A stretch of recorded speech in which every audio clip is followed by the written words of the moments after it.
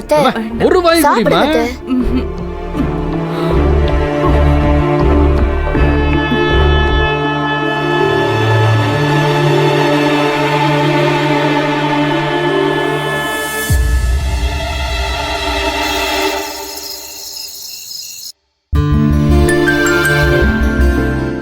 டேய் கபிலா, அப்பா நம்பி புனிதா கிட்ட பேசிட்டு போனதுல இருந்து புனிதா முகமே சரியில்லை.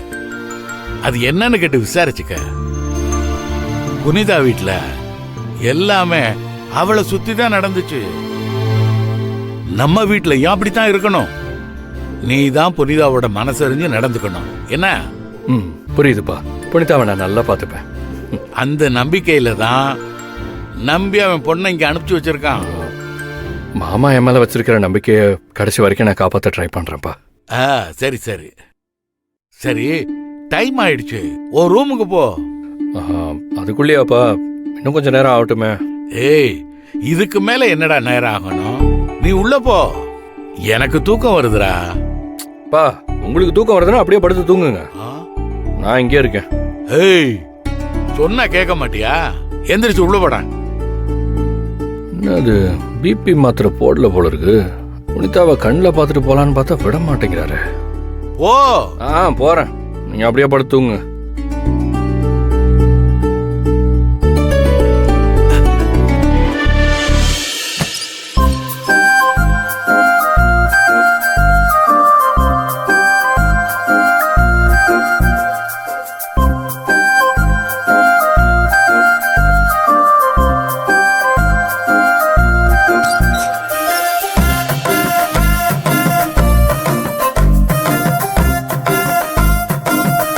ஓ இதுதான் விஷயமா?